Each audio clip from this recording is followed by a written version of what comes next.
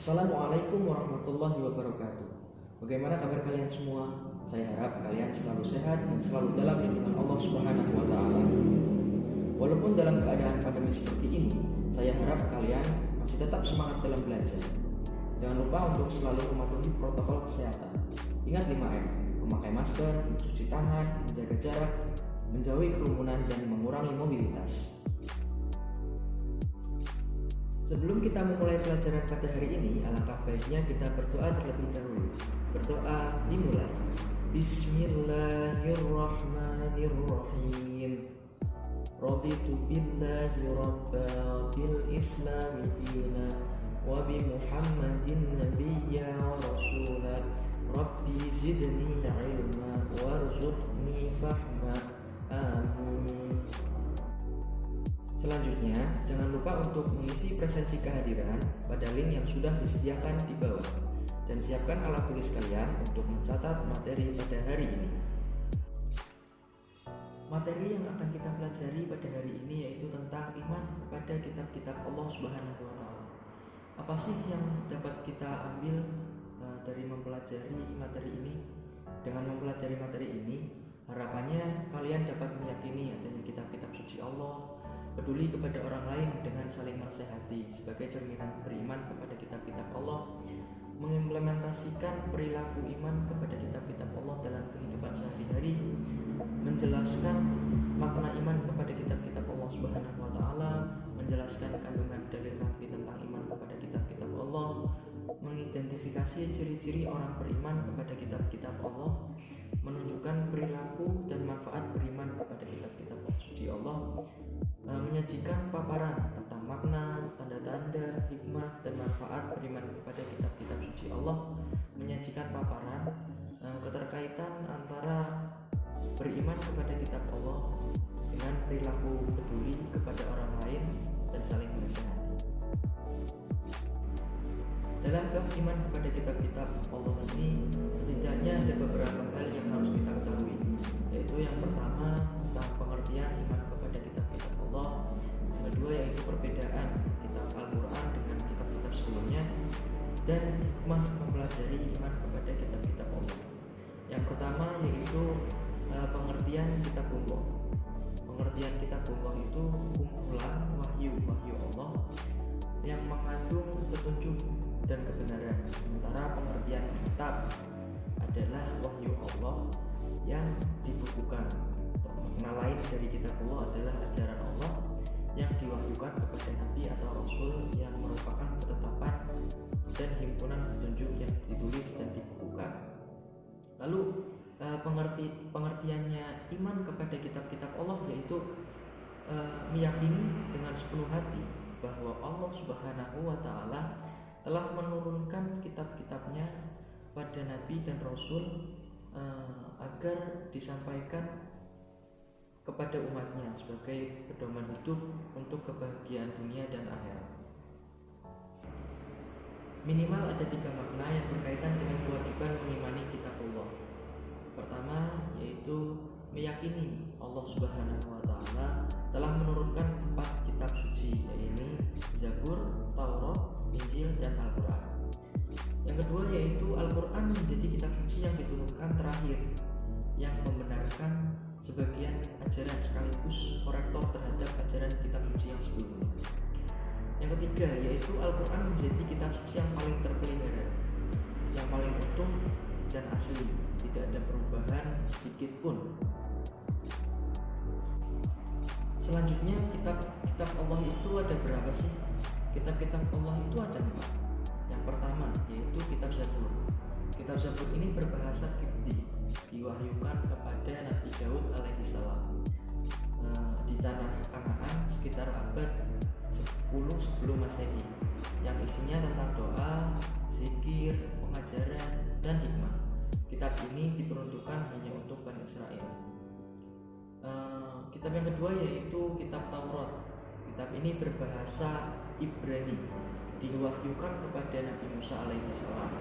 Isinya tentang petunjuk dan cahaya kebenaran serta kisah perjalanan Bani Israel dan kekejamannya Fir'aun.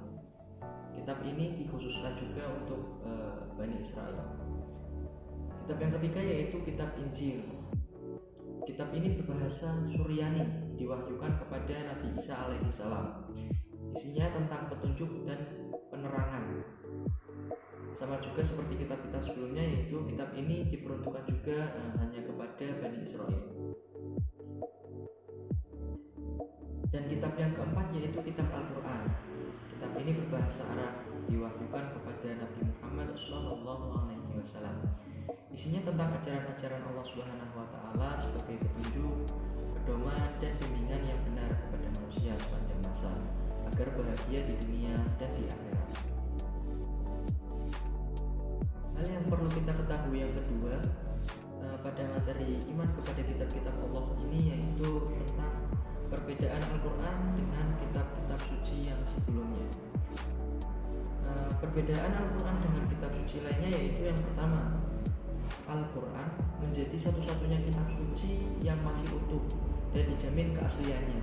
Hal ini karena setiap kali wahyu seperti ayat, surat yang turun langsung disampaikan Nabi kepada sahabatnya untuk ditulis dan dihafal. Nabi juga menyebutkan di mana ayat atau surat yang baru diwahyukan itu harus diletakkan. Kemudian setiap bulan Ramadan seluruh bagian Al-Quran yang sudah diturunkan diperiksa dan ditetapkan ulang oleh Nabi Muhammad SAW bersama malaikat Jibril. Sebaliknya, kalau kitab-kitab suci yang lainnya itu sudah tidak utuh, tidak ada naskah aslinya, dan mengalami banyak perubahan, penyimpangan, pengurangan sekaligus penambahan. Yang kedua yaitu Al-Quran menjadi satu-satunya standar yang paling layak untuk dijadikan sebagai pedoman kebenaran bagi umat manusia, karena mengandung kebenaran mutlak yang bersumber dari Allah Subhanahu wa Ta'ala. Hal ini dapat dikaji dari isyarat ilmiah yang dikandungnya. Semakin terbukti kebenarannya. Misalnya penciptaan alam semesta dalam 6 hari atau periode. Itu kan matahari memancarkan sinar, sementara cahaya bulan adalah cahaya pantulan. Firaun mati tenggelam saat berusaha mengejar Nabi Musa alaihissalam. Sedangkan kitab suci lainnya tidak bisa dijadikan standar kebenaran karena sudah banyak intervensi oleh tangan-tangan manusia. Yang ketiga, Al-Quran satu-satunya kitab suci yang ditulis sejak masa turunnya dan dihafal oleh ratusan, ribuan, bahkan jutaan umat Islam, baik itu di masa Rasulullah, sahabat, tabi'in maupun umat Islam pada sekarang ini. Sehingga keaslian dan redaksinya itu terjamin dan disepakati keabsahannya oleh semua umat Islam. Dan bahkan di kalangan orientalis hal ini seperti tidak ditemukan kitab lainnya yang seperti Al-Quran ini. Selanjutnya kita akan membahas tentang pentingnya mengimani kitab-kitab Allah Subhanahu wa Ta'ala. Semua orang tentunya ingin sukses dan berhasil, tetapi tidak semua orang berhasil menggapainya. Hal itu disebabkan tidak menempuh jalan-jalan yang sudah dibentangkan oleh Allah Subhanahu wa Ta'ala. Jalan itu adalah agama yang termaksud dalam kitab-kitab yang tadi disebutkan. Namun kalau kita perhatikan dengan seksama, realitas kehidupan saat ini tidak banyak manusia yang konsisten mengamalkan agamanya. Akibatnya hidupnya menuai kegagalan dan kesengsaraan. Sebaliknya, keberhasilan dan kesuksesan akan diraih asalkan menempuh jalan yang benar, melewati jalan kesungguhan dan cara-cara yang benar. Contohnya, jika ingin sukses menjadi pelajar, tentu harus disiplin belajar, menaati peraturan yang ada, dan menghindari kemalasan dan kecurangan. Begitu juga kalau kita sebagai karyawan atau pegawai harus memiliki etos kerja dan kompetensi yang unggul, dapat dipercaya dan bertanggung jawab dalam pekerjaannya. Namun harus menjadi kesadaran bersama, semakin sulit jalan dilalui, semakin besar kesuksesan yang diraih. itu hukum sunatullah yang harus kita ikuti.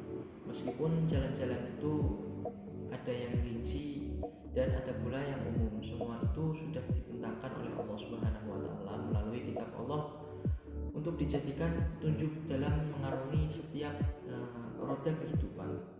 Selanjutnya, supaya fungsi kitab Allah dapat dibuktikan dalam kehidupan, kita harus menemukan makna dan mengamalkannya sebagaimana para sahabat dan tabi'in, sehingga mencapai zaman keemasan dan kesuksesan yang pada akhirnya dapat kita teladani oleh tabi'in dan sahabat-sahabat Nabi.